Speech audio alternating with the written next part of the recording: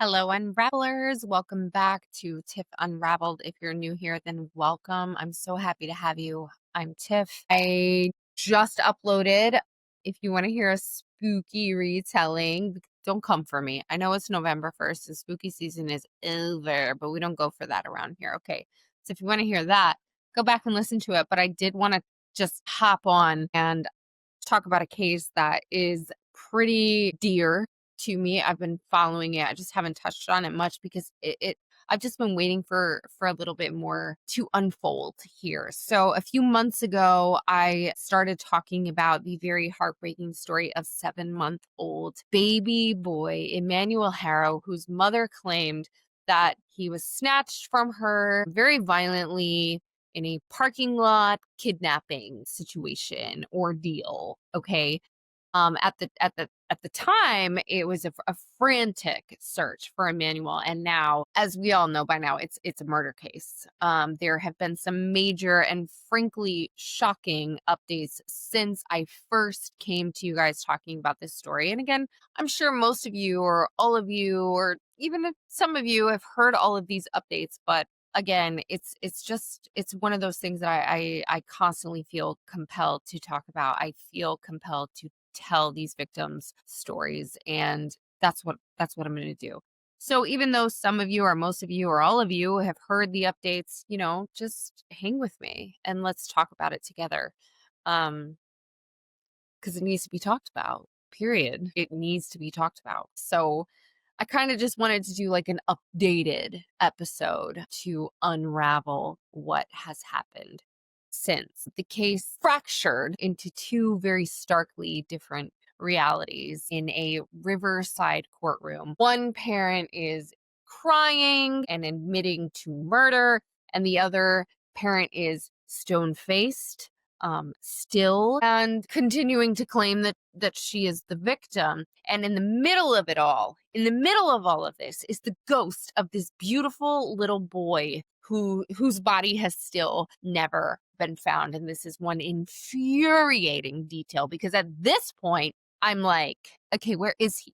At this point, with everything that has unfolded, why aren't we talking? Why aren't we telling? Why aren't we showing? Where's Emmanuel? It's more than a crime. At this point, it's a story. Again, we talked about this. In my opinion, a system that failed. I wish this wasn't such a common theme in the things that I talk about, but unfortunately, it is. And then there is related to that systemic failure, there is a monster who was given a second chance that he absolutely never deserved. And then we have the deafening silence where this baby's cries should be right now.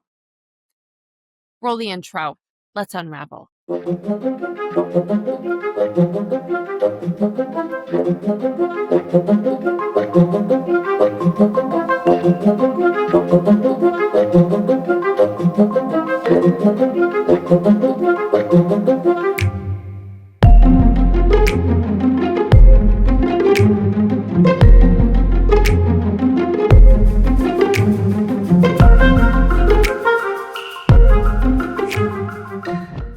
So let's do the thing that I always do because I have to do it. I can't talk about updates in a case without briefly recapping the official story. Let's get that out of the way first, shall we? Our story starts on October 14th, 2025. Rebecca Haro told police a horrifying tale. She was in the Big Five parking lot. She was changing baby Emmanuel's diaper, and she said that this strange random man appeared. He looked at her. He said, "Hola." And then he knocked her unconscious. And when she woke up, her baby was gone. She even went on TV, black eye and all. And Rebecca Haro was pleading for baby Emmanuel's return. It was a story that unraveled faster than a cheap-looking sweater, in my opinion. Within 24 hours, investigators noticed inconsistencies. A word that in cases like this is law enforcement code for we're not buying this shit. That's just what it is. They pulled security footage, all of it, and guess what wasn't on there? Any of it. There was no attack. There was no assailant. There was no kidnapping. And when confronted with these details, Rebecca Haro lawyered up and shut down. That was all there was to it. So just 8 days after that frantic 911 kidnapping call, SWAT teams were at the Haro home in Cabazon. I don't know how to say that. Cabazon. I don't know. Cabazon, whatever. If you know better than I do, which I'm sure all of you do, tell me how to say it down below. They showed up to the house in that area, right, in Florida. And both Rebecca and Jake Haro were arrested at that point on suspicion of murder. The search for a kidnapper was over, but the search for baby Emmanuel's body had just begun and is still fucking going. But we'll get there. But this is, however, where the story turns from a simple tragic case of parents allegedly lying to a full-blown indictment of the entire justice system. Because what? What do you mean this wasn't Jake Haro's first time being accused of hurting one of his own children? What do you mean? Yeah, not even close. And by me saying that, what I mean is this. In 2018, this very same Jake Haro was charged with willful child cruelty against his own 10-week daughter from a prior marriage. And with the injuries, I'm going to read them because they need to be heard. A fractured skull, a brain hemorrhage, a damaged spine, multiple healing and acute rib fractures on both sides of her tiny body, and a healing leg fracture. Today, actually, little update, that little girl, Carolina, is permanently bedridden with cerebral palsy. She only has 3% of her brain function, and she needs a feeding tube to eat. That is what Jake Haro did in 2018. And in 2023, when he went to court for this, he pled guilty to these charges. Yeah. So he went to prison then for the rest of his life. Right? Right? No, he did not. Of course not. Of course not. The Riverside District Attorney's Office actually, they argued for prison time, but Superior Court Judge Dwight W. Moore rejected the DA's position. He suspended a 6-year prison sentence and gave Jake Haro probation and 180 days in a work release program. That'll teach him. His words to this monster on record were, quote, "I'm giving you a chance. Don't mess it up," unquote. Well, I got bad news for you, Judge Dwight W. Moore. He messed it up. He messed it up. Are you surprised that he did? I'm not. I'm infuriated that you gave it to him. But I digress. And now, District Attorney Mike Hestrin is on a press tour calling the judge's decision a, quote, outrageous error in judgment, unquote, and stating, quote, "If that judge had done his job as he should have done, Emmanuel would be alive today," unquote. He's right. He's right. And look, I don't want to pretend that the DA's office has perfectly clean hands here. Court records show actually that after this sweetheart deal from the judge, Jake Haro was actually charged with new crimes, including probation violations and being a felon in possession of a firearm. So after that judge's terrible decision, the DA's office itself actually had at least 3 separate opportunities to stand up in court and proclaim that this experienced child harmer was a danger and needed to be locked up, and they didn't. In fact, just a few weeks before Emmanuel was taken from us, a deputy district attorney told the court they had, quote, "no opposition," unquote, to postponing Jake Haro's hearing yet again while he remained free on bail. So while the district attorney does very publicly blast this judge, it seemed that his own office, in my opinion, was also asleep at the wheel here. The system didn't just fail once, it continued to fail over and over and over again. And so that's kind of the history in a nutshell. I will link my initial Emmanuel Haro deep dive to this video if you want to go back and watch it. But that does officially bring us to the courtroom right now, or more recently, where the very unified front of Jake and Rebecca Haro has completely shattered. On October 16th of this year, 2025, the case took a very stunning turn. In a felony settlement conference, Jake Haro, the man who had previously insisted that he was innocent, stood before a judge and pleaded guilty. Jake Haro pleaded guilty to second-degree murder. He pleaded guilty to child endangerment. He pleaded guilty to filing a false police report. And he cried. He cried as he made these pleas. But these were not the tears of a plea bargain. The DA's office made it clear they offered him absolutely no deal. No deal. So say what you want to say, but you will serve the maximum allowed for what you have done. This was a plea to the court, right? A desperate last-ditch legal Hail Mary where you throw yourself at the mercy of a judge, very likely hoping to avoid a trial that you know you cannot win, and avoid this potential life sentence without parole. He will be sentenced on Monday, actually, and he is facing 25 years to life, and that 25 years part I just can't get behind. The life part I'm good with, but if it's anything less than that, especially given his history of harming children and then this blatant, unaliving of Emmanuel, like anything less than life in this case, in my opinion, will be absolutely unequivocally unacceptable. But that's just my opinion. So what about Rebecca? What about Rebecca? Rebecca with the black eye and the I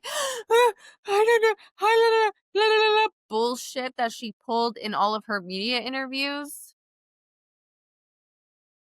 You guys saw it. If you didn't, go back and watch. Rebecca's playing a very different game, actually. While her husband was confessing to the murder of her son, she continues to maintain her not guilty plea.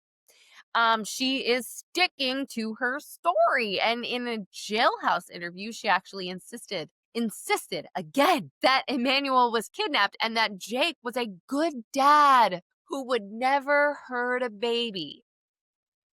Ma'am, we already, girl, the definition of delulu, okay? The actual definition of delusional. Because, right, yeah, right. Okay, Rebecca. Okay, we hear you, girl. No one believes you. In fact, we know better. We have facts, and we have a plea, and we have a confession. So, STFU, please. Her legal team is very obviously making a calculated move here. I feel like her case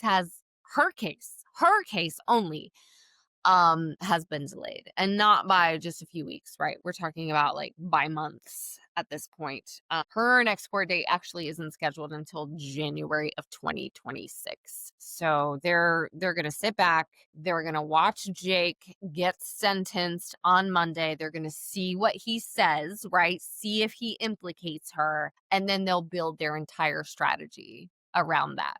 It's gonna be a chess game right now, and it just pisses me off. Glad I realized that something funky was happening with that last segment. I don't know why I was glitching out. I shut everything down, restarted everything. We seem to be back on, like, it's smooth sailing again. So I apologize for that. I thought about re-recording that whole little clip where it was pretty distorted and glitchy, but it's late and kind of just didn't want to. So if you're still here with me after making it through that little weird corrupted like part of the video, then thank you. That's why I love you guys so much, because you're still here. And if you're not here, that's totally fine. I get it. It was kind of bad. Anyway, let's keep going. Through all of this legal maneuvering, right, that's being done, there is still one loud screaming question that remains. This is the one that is at the tip of everyone's tongue. We have a confession now at this point, right? We have a plea, right, of guilty to the unaliving of Emmanuel Haro by his father, Jake. So why is this question still lingering? Why do I want to scream this from the fucking rooftops? Where is Emmanuel? Where is Emmanuel? Jake, Rebecca, you are the only ones who can answer this question. Searches have been so extensive. We've had cadaver dogs. We've had shovels in the backyard of their home. We've had this massive search of this remote field in Moreno Valley, right? Which is where we saw the footage of investigators, right? Taking this highly unusual step of bringing Jake Haro in his prison jumpsuit, bright orange, you can't miss him, to the scene where he says Emmanuel was buried. He walked around this field with these detectives, but to this day, absolutely nothing has been found. Nothing, no sign of this baby. Where is he? Stop fucking playing. The games are done. This is over. Come on. People are pissed. For Jake, his confession will legally serve as Emmanuel's body, right? As not somebody pleading not guilty because of a no body homicide, right? He admitted that a murder happened. But for Rebecca, the no body case is a huge hurdle for her prosecution. They have to prove to a jury beyond a reasonable doubt that Emmanuel is dead. She is maintaining not guilty. They have to prove beyond a reasonable doubt that baby Emmanuel is no longer with us and that she was involved, all without the most crucial piece of evidence, baby Emmanuel, right? And here we are, right? So we wait for a sentencing that will tell us how the court weighs a tearful confession against the history of this monster and all of his violence. And then we wait for this mother's very long delayed day in court. But most of all, the community, the investigators, and honestly, anyone with a shred of humanity who watches my videos or anyone else's on this case, because there are thousands, we all are waiting and praying for the discovery of Emmanuel's remains so that this little boy who was failed by so many in his entirely way too short life can finally be laid to rest with some measure of dignity. Out of this tragedy, a grassroots movement called Emmanuel's Law has emerged, fighting for a public registry for convicted child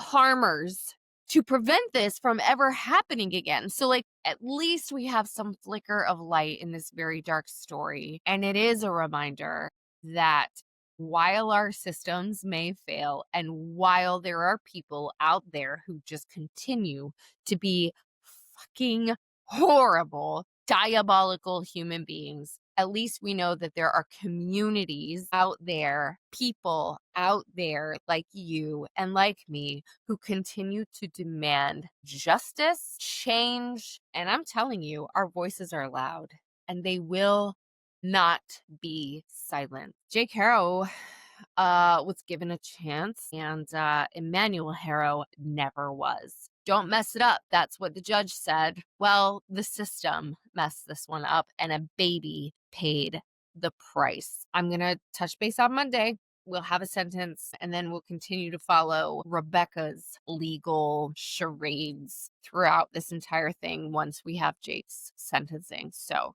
thanks for hanging out with me, not once, but twice in one night. Maybe it's just once. If that's the case, that's fine. If this is the only one you watch. But I did post one earlier. Not an active case, but an old ghost story just to cap off spooky season because it's over. Yes, it's officially over.